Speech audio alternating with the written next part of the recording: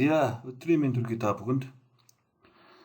За өнөөдрийнхөө видео хичээлээр энэ Beauty Excel гэдэг энэ цаг захиалгын үйлчлэгний салбарт юу ашиглагдах цаг захиалгын загварын талаар та бүхэндээ танилцуулах гэсэн юм аа. За энэ Beauty Excel гэдэг нь яг ерөнхий файлын нэр. За ер нь энэ загварын гол хэрэглэх түүн гэвэл ер нь цаг захиалга ашиглаж хүмүүс үйлчлэгээ үзүүлдэг. Хүмүүс утсаар цаг захиалаад тэр цаг дээр үйлчлэгээ авдаг. Энэ процессыг загварчилсан ийм Excel загвар байгаамаа. Жижиг хэмжээний Excel загвар. За энэ загвар хэрхэн яаж ажилладаг талаар та бүхэндээ танилцуулъя. За энэ загвар маань үндсэндээ хэдэн шийдтэй байна? За 1 2 3 4 5 6 7 8 9 10 шийдтэй байна. За 10 шийдний 6 тайлан гэсэн үг. 6 тайлан. За 3 нь болох дээр бүртгэлийн хэсэг. За энэ 3 дотроо өдөр тутмын байнга ашиглах бүртгэлийн хэсэг бол order service гэсэн. Энэ хоёр шийдэн дээр л өдөр тутам бүр ажиллана. За энэ product гэсэн дээр яг үйлчлэгээ бид нар нэг удаа оруулж өгнө гэсэн үг. За тухайн цаг авдаг үйлчлэгээ. За яаж ашиглах талаар та бүхэндээ тайлбарлая. За эхлээд бид нэр энэ компани нэр, захирал, менежерийн нэрийг бол оруулж өгнө. За энэ бол нэг тим энэ загварын ажиллагаанд бол тим ач холбогдолтой мэдээлэл биш. За ерөнхийдөө зүгээр ийм компани ийм албамжуулалттай хүмүүсийн загварыг ажиллаж байгаа шүү. За энэ үйлчлэгээ үзүүлж байгаа шүү гэсэн ийм зориулттай ийм мэдээлэл хэсэг байгаа. За product гэсэн энэ шийдэн дээр бид нэр үзүүлэх үйлчлэгээг бол эхлээд оруулж өгнө. За ямар үйлчлэгээ оруулах уу? За мөн тухайн үйлчлэгээ дагсан урамшуул хөнгөлтийн системүүд нь юу ах уу гэдэг энэ нөхцлүүдийг энэ product гэсэн шийдэн дээр бол оруулж өгнө. За би энэ жишээ болгоод нэг 2 3 үйлчлэгээ оруулаад. За шинэ үйлчлэгээ оруулахдаа яах вэ гэхээр энэ шинэ гэсэн энүүдийг бол чеклж өгнө. Тэтгэжүүлнэ гэсэн үг. За энэ дээр дарангууд яг энэ зөв гэсэн тэмдэг гарч ирээд энэ хэсэг шараар будагчиж гэсэн үг. За энэ дээр шараар будсан хэсгүүдээр бид нэр үйлчлэгийг оруулж өгнө. За код гэдэг нь үйлчлэгээний код байгаа. За энэ бол автоматар өгөгдөнө. За бид нар юу оруулах вэ гэхээр энэ үйлчлэгээний нэр, бүлэг, үн, минут, хөнгөлөлт, эхлэх дуусах хугацаа, урамшууллын нөхцөл гэсэн энэ мэдээллүүдийг бүгдийг хүртэл оруулж өгнө. За би энэ дээр үйлчлэгийн 1 гэсэн үйлчлэгийг оруулъя. За үйлчлэгээ 1 гэсэн нэртэй. За энэ доторын бүлэгтэй байгаа. За энэ гол сайхны газар байгаа учраас гол сайхны үйлчлэгээ үзүүлдэг газар байгаа учраас тухайн гол сайхны бүтээгдэхүүнийх нь бүлгийг үл оруулж өгсөн байгаа. За энд LPG, OXG, Botox за бусад дуу гэдэг. За энэ дээр би LPG, за үн тариф. За үн тарифыг мэдэхгүй шүү би зохиод оруулчих. За 50,000 төгрөг. За энэ LPG гэсэн үйлчлэгээний үргэлжлэх хугацаа хэд вэ гэхээр за энэ бол нэг 30 минут үргэлжлэдэг гэж үү. 30 минут. За хөнгөлт. За тухайн үед оромшуул зарласан бол бид хөнгөлтөө оруулж өгнө. За 5% хөнгөлт үзүүлнэ. Ирвэл за эхлэх дуусах хугацаа гэдэг маань энэ жишээлбэл 10 удаа ороход 1 удаа хөнгөө ч юм уу тий. За энэ үйлчлэгэнд 10 удаа ороход 1 удаа хөнгөө. За энэ үйлчлэгээний урамшууллын хугацаа нь за 1 сарын 1-ээс 12 сарын 31-ний хооронд үргэлжилнэ. За 10 удаа ороход 1 удаа хөнгөө ч урамшуулт 1 удаа хөнгөө гэдэг. Ийм нөхцлүүдийг оруулж өгнө гэсэн. За ингээд бүх мэдээллүүдийг оруулчаад approve гэсэн командыг өгнө. За approve өгөхөөс өмнө энэ color командыг заавал өгөх ёстой шүү. Манай ер нь бүх загварууд нь color гэсэн командаар сэвтгүүлж өгдөг. За энэ color-ыг дараад file install successful. За ингээд окей. За энэ дээр approve. За ингээд техник үйлчлэгийг оруулчлаа. За одоо 2 дахь үйлчлэгээ дахиад шинэ гэсэн командыг өгөөд үйлчлэгээ 2. За энэ дээр нь лох дээр яах вэ? За OXG за үн тарифын 30,000 төгрөг. За энэ бол нэг 15,000 үргэлжилдэг. За энэ 5% хөнгөлөлттэй. За урамшуул байхгүй. Тэтгэл яах вэ? За энийг 1 сарын 1 хэрвээ урамшуул байхгүй зарлагдаагүй хөтөлбөр зарлагдаагүй бол энийг зүгээр хангалттай хугацаагаар авчих хэрэгтэй. За энийг яг 20 оноос за 12 сарын 31 2030 он хүртэл ч юм уу тий. За урамшууллын нөхцлүүд нь 0. За ингээд row шаардлагатай мэдээд ороогүй гэж юм та. За энэ 0 энэ чинь огноны форматтай биш шүү дээ тий. 2030 гээд. За ингээд нөгөө мэдээллүүдээр шалгаж оруулдаг байгаа юм. Хэрвээ огноны форматаар биш оруулчвал энэ алдаад аваад авахгүй гэсэн үг. Тийм ч мэдээллийг ингээд шалгаж оруулж өгч байгаа байнга. За ингээд approve yes. За хоёр дахь үйлчлэгийг орсон. За дахиад нэг үйлчлэгийг оруулчих. За гурав дахь үйлчлэгээ. Дахиад шинэ гэсэн командыг өгнө. За үйлчлэгээ 3. За энийг за botox гэсэн үлдээ бот гэдэг маань. За энэ 25,000 төгрөг. За энэ нь болох дээр за нэг 20,000 төгрөг үйлчилдэг. За хөнгөлтөө байхгүй. За урамшуул бас байхгүй гэж за энийг 12 сарын 31 урамшуулыг бас байхгүй гэж болчтой. За ингээд pro. Yes. За гэх мэтлэнгээр үйлчлэгэнд ингээд оруулж өгнө гэсэн үг. За мэдээж үйлчлэгээ оруулсан бол үйлчлэгийн мэдээллийг засах боломжтой байгаа. За яаж мэдээлэлээ засах вэ гэхээр энэ үйлчлэгээний кодон дээр нь курсороо байршуулад энэ дээр хоёр дарчин. За бүтээгдэхүүний мэдээлэл засах уу гэж байна. За yes. За энийг яах вэ? LPG ч юм уу тий. Эсвэл үгчийг дээр нь засаад ингээд савьчих гэсэн үг. Дэлээ засч болно гэсэн үг. За устгаж бол бас болно. Устгахын тулд гүйцэтгэлгээ сонгоод delete гэсэн командыг өгнө.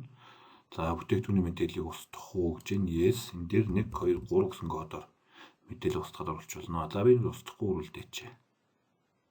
За одоо хэдүүлээ захиалга авъя. За өнөөдөр 5 сарын 28-ны өдөр тий 5 сарын 28. За 5 сарын 28-ны өдөр нэг уцаар залгаад юу захиалга авсан. За би 5 сарын 29 буюу маргааш өглөө 10 цагаас за үйлчлэгийн 1 гэсэн бүтээгдэхүүнийг сонгож танахаар үйлчлүүлье гэд. За тэгэнгүүт яг үгээр би өнөөдөр 5 сарын 28 захиалсан өдрүүдэд өгүүлж өгнө. 5 сарын 28-ны өдөр. За өдөр 5 сарын 29-ний 5 29. Энэ захиалга өгөх өдөр гэсэн үг. Үйлчлэг авах өдөр гэсэн үг. 5 сарын 29-нд за 88 0946 өөрийнхөө утсыг хийчихье. За энэ дээр нь not registered гэж байна. Энэ дээр бол шинэ харилцагч байна гэсэн үг. Өмнө үйлчлүүлж байгаагүй. Тэгэхээр энийг бол бүртгээд авах гэсэн үг. Одоо шууд энэ дээр нь жаахлан төгсгээд өөрхнөө өгччихье. За энэ хүн үйлчлэгийн нэгийг энэ үйлчлэгийн энэ дээр хоёр дарчиж байгаа. Хоёр дарангуй сая үйлчлэгийн мэдээлэл агуулсан цонх гарч ирнэ. Эндээс сонгоод за өглөө 10 цагаас авъя гэсэн. За 10. За ангууд 10 цагийн мэдээлэл ингээ ороод ирж байна гэсэн үг. За энэ үйлчлэгийн 1 гэдэг маань 1000 гэсэн код буюу нэг LPG гэсэн төхөөрөмж дээр хийгдэх үйлчлэгээ учраас энэ өөр цаг газар авч болохгүй. Өөрөөр хэлбэл энэ дээр цаг өгч болохгүй. Ягаад өглөө энэ хүлээж авахгүй нөгөө төхөөрөмжөнд зөрчиж байгаа учраас үйлчлэгийн төхөөрөмжөөр хоорондоо зөрчиж байгаа учраас энэ дээр бол цаг авах боломж байхгүй. Шинэ бидний цаг авъя гэж мэдээлэл өгсөн ч гэсэн алдаа заагаад авахгүй гэсэн. Захиалсан үйлчлэгээ та захиалсан үйлчлэгийн тохируулж цагийн самбарыг ашиглаарай гэдэг. Тэгэхээр яг л нөгөө тухайн үйлчлэгийн тохирсон том төхөөрөмжөөс бид нэр ингээд цаг авах боломжтой. За эндээс би 5 сарын 29-ний 10 цагт ингээд цаг захиалгууд ингээ ороод ирж байна. За энэ цаг дээр одоо энэ ингээд хоосоо харагдаж байгаа учраас энэ бол ямар нэгэн цаг юуг сул цагууд гэсэн үг. Ямар нэгэн өнгөөр байхгүй. Одоо ингээд оруулангууд улаанаар ороод ирж штэ тэ энэ. За энэ бол ингээд энэ цагийг нь авж яана гэсэн үг. За энийг баталгаажуулахын тулд яах вэ гэхээр approve гэсэн команд өгнө. Approve. За тэгвэл цаг захиалгыг бүртгэх үү гэж нь yes. За тэгэнгүүт яах вэ? За 10 цагаас 10:30-ийн хооронд үйлчлэгээ цаг авчлаа гэсэн үг LPG-ийн төхөөрөмж дээр. За ингээ ахиад үжил дахиад хүн залглаа 5 сарын 28-ны өдөр. За би 29-нд үйлчлэг хоёрыг чи авъя гэдэг өөр дугаар. За энэ дээр би 8888 за энэ дээр дахиад өөрчлөө 0945 гэсэн дугаар авчих. За энэ үйлчлэгийг санал руу өгч байгаа дугаар. За энэ бол дахиад шинэ хэрэглэгч. За энэ дээр нь бат гэдэг хүн ирсэн. За энэ хүн oxygen гэдэг юм юун дээр том төхөөрөмж дээр цаг авъя гэсэн энэ болох дээр үйлчлэгээ 2. За энэ дээр өдөр би 13 цагаас цаг авъя гэдээ ороод ирсэн. За тэгвэл би 13-ыг заагаад өгчнө.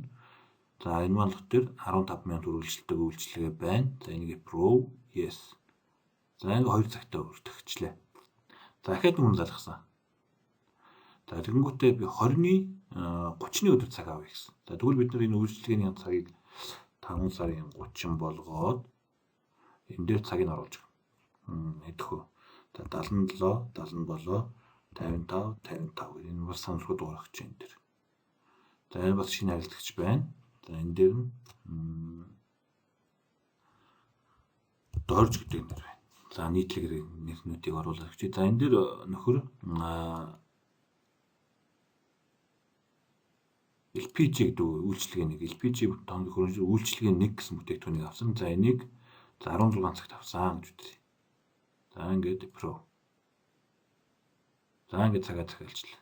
За одоо дахиад нөгөө өмнө залгасан 88 гэсэн дахиад захиалга өгсөн гэж үзье л да тий. Энэ дээр 88 09 46. За тэгвэл ингээд өмнө бүртгэгдсэн бүлгээшээ ахиж нөгөө нэр оруулах шаардлагагүй. Өмнө бүртгэгдээ шууд энэ харилцагчаа танид нэрийг оруулчихна. 5 сарын 30-ны өдөр за үйлчлэгээ 3-ыг захиалсан. За энэ эхлэх цаг нь 14 цаг гэдэг. За ингээд энэ дээр Pro. За ингээд гэх мэтлэнгээр цагаа бол ингээд захиалаад байна гэсэн үг. Тэгэхээр цаг захиалган дээр юу анхаарах вэ гэхээр нөгөө шараар будагдсан хэсгүүдээр цаг захиалах боломжгүй байгаа. За одоо жишээл дахиад би нэг үйлчлэг авчихна. 88 046. За тэгэнгүүт энэ хүн LPG 1 гэсэн энэ хөрөмж дээр цаг авсан. За энийг яах гэвэл за энэ дээр 15-50-аас цаг авъя гэвэл. За ингээд окей дарангууд яах вэ? Улаагаад ороод ирж. Яаж юм гэхээр энэ цаг дээр нөгөө цаг давхарж байна гэсэн үг. Одоо өөрөөр энэ цагийг хүлээж авах уу? Угаасаа ингэ апро гэсэн команд өгсөн ч гэсэн юу яаж байгаа. Цаг давхартай учраас энэ бүлээгэл баталгаажуулах боломжгүй байгаа энэ цагийг. Тийм учраас өөр цаг сонгоно гэсэн үг. За энэ дээр би дахиад 11 цагаас. За өөр цаган дээр бол ингэ болж байна. За цаг давхардуул ингээд авах боломжгүй улаагаад хязгаарлалцдаг гэсэн үг. За ингээд бүх захиалгуудаа авчлаа. Цаг захиалгууд. За одоо жишээлбэл би авсан захиалгуудаа хараад 5 сарын 30-ны өдөр ямар захиалга байна вэ гэж харахыг хүсвэл энэ захиалгынхаа огноон дээр энэ 5 сарын 30 гээд калькулят гэсэн командыг өгч. За тэгвэл 30 дээр юунд 3 дээр 30-ны 3 дахь хөрөмж дээр ганцхан цаг байна. За энийг би 2 дарчингууд яах вэ? Одоо жишээлбэл бүх тоонд хөрөж ямар цагууд байна харна гэсэн үг. За тэнгууд яах вэ? Нийтдээ 3 цагаар 30 дээр. За энэ дээр би 5 сарын 29 дээр бас ямар захиалга байна вэ гэж харахыг хүсвэл яах вэ? Дахиад ингээд дарчин за 2 захиалга байна гэд. Гэх мэтлэнгээр ингээд цагны захиалгууд ороод ирнэ гэсэн үг. За мөн утсаар харж болно. За энийг би огноог нь арилгаад 88 0946-аас дугаар дээр ямар захиалгууд байна вэ гэж харъя. За тэнгууд яах вэ? За ийм захиалгууд байна гэдээ ороод ирнэ гэсэн үг. За одоо ингээд нөгөө хүмүүс маань захиалсан цагтаа ирлээ гэж үзье. 5 сарын 31-ний 5 сарын 29 болоод 5 сарын 29. За тэгэнгүүт яах вэ? Үрээдэн шүү дээ. Үйлчлэгээ авах гээд ороод ирнэ. За би тань дээр цаг захиалсан ямаа утасны дугаар хэлнэ. За тэгэнгүүт за утасны дугаар хэлээрэй гээд 88 09 46. За тэгэнгүүт миний авсан цагууд энэ дээр 29-нд авсан цаг бол ингээд тодорхой харагдчихээн гэсэн үг. Би 29-нд бол нэг л цаг авсан байна. 88 09 46. Энэ нөхдөд ингээд тодорхой харагдана гэсэн үг. За энэ ямар үйлчлэгээ авах вэ гэхээр энэ дээр нэр цаган дээр нь 2 дарчингууд энд юу н ороод ирнэ дараа. За жишээлбэл яах вэ? За үйлчлэгээ 1 гэсэн үйлчлэгээ бүтээгдэхүүнийг сонгосон байна. За тийм учраас энэ үйлчлэгийг авъя гэд. За энэ үйлчлэгийг хэрвээ аваад ороод ирвэл яах вэ? Энэ дээр нь 2 дарчин гэсэн үг. За тэнгуут энэ юу гэхээр яг нөгөө үйлчлэгийг авч байгаа төлбөр тооцооны хэсэг рүү шилжчихлээ. За ингээ үйлчлэгэнд ороод гараад ирэхэд тань дээр 5% хөнгөлөлт дутагдсан байна. За нийтдээ 47,500 төгрөгийн төлбөр төлөх нэ гэж. За тэгвэл төлбөрөө төлөе гэвэл яг энэ дээр 47,500 оруулчихна. За тэгээд төлбөрийн хэлбэр нь бэлэн муу шилжүүлэг үү, за босоор уу гэх мэт энийгээ сонгож өгөөд approve командыг өгнө. За ингээд харахад яах вэ? Саяхан одоо нөхөр би бол үйлчлэгээ авчлаа гэсэн үг 5 сарын 29-ийнхөө. За тэгэхэд ордер дээр нэг авсан үйлчлэг юм ингээд шараар харагдана нэгдүгээр.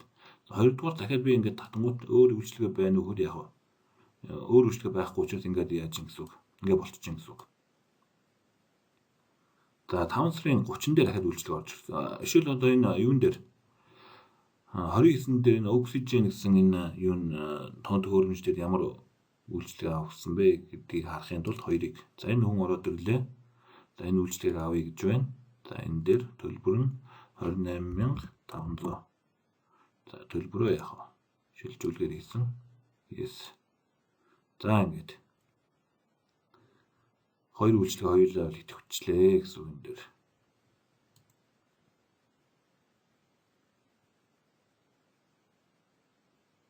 За ингээд 5 сарын 29-ний бүх хүмүүс ингээд үйлчлэг авчихсан. За 5 сарын 30-нд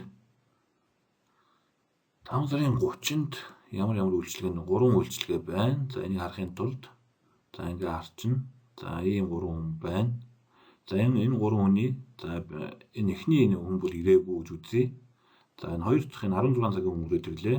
За эренгүүт нь яг энэ дээр хоёр дарангууд энд ороод ирнэ. Ийм үйлчлэг авна гэсэн. За энэ үйлчлэг авъя гэгээд авцныхын дараа яг төлбөр тооцооны эсрэг оронгууд энэ дээр бодогдчихно гэсэн. За 47500 төлжээ.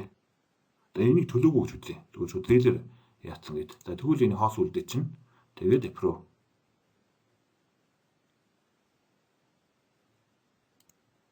За энэ үйлчлэг авсан байна. 5 сарын 30. Энд ягаад нугарч өглөө бас үйлчлэг авсан учраас ингээд нугаар харагдаж байна гэсэн. За энэ хүн бас зээлэр үйлчлэг авсан. За энэ дээр бас төлбөр төлөөгүй шууд үйлчлэг зээлэр авсан дараа тооцоо орч юм уу тий. За ингээд. За гэх мэтлэнгээр ингээд энэ цаг бүртгэлийн систем маань ингээд ажиллаж байгаа. За энэ бол аваагүй гэсэн үйлчлэг ингээд үлдээчихнэ. За одоо ямар тайлангууд гарч ирэх вэ гэхээр за нэгдүгээрт 5 сарын 25-наас 6 сарын 1-ний хооронд за авсан үйлчлэгээнүүд. За нийтдээ 148,000 төгрөгийн үйлчлэгээ үзүүлсэн байна. За үүнээс цагтаа ирээгүй. За энэ үйлчлэг харилцагч цагтаа ирээгүй байна. За тийм учраас нийтдээ 148,000 төгрөгийн үйлчлэгээ авсан. За хоёр дахь тайл нь за 6 сарын 5 сарын 31-ний байдлаар гэж нэг 5 ташгүй 631 калькулятингүүд авлагатай этгээдүүд маань байж. За энэ жавхлан төгсөөс ийм төгрөгийн авлагатай, доржоод ийм төгрөгийн авлагатай гэдэг авлагын чагсаалтууд нь. За 3 дугаарт за энэ авлагууд яаж үүссэн бэ гэдгийг харна гэсэн үг. Өөрөөр хэлбэл утасны дугаард нь 2 дарчна. За тэгээд calculate command-ийг өнгөд за 5 сарын 29-нд үйлчлэгийн нэгдээ 47500, 5 сарын 29-нд 47500 төлсөн байна. 5 сарын 30-нд 25000 төгрөгийн үйлчлэг авсан байна. Энийг төлөөгүй байна. Энэ 25000 төгрөгийн үйлчлэг ингээ одоо ч явж байна гэсэн үг. За мөн адилхан энэ 47500 харъя. Хоёр дарлаа. Calculate. За тэгвэл яг 5 сарын 30-нд төлөх үйлчлэгийн төлбөрийг төлөөгүй байна гэсэн үг энэ нөхөр. За гэх мэтлэнгээр ингээд за RPT 4 дээр нөгөө бүтээгт юунаас орж ирж байгаа орлогууд харагдана. Үйлчлэгнээс орж ирсэн орлогууд бол энэ дээр ингээ харагдаж байна гэсэн. За ерөнхийдөө иймэрхүү зарчмаар ажилладаг. За ийм загвар байгаа. Цаг захиалгын бүртгэл, за өглөг авлага, үйлчлэгээний бүртгэл, орлого, үр ашгийн ийм загварыг Excel дээр та бүрчилсэн байна. За тэгээд асууж тодруулах зүйлүүд асууж болно. Та бүхэн сэтгэл хэсгээр дамжуулаад бидэнтэй холбогдуулно. Та бүхэнд амжилт хүсье.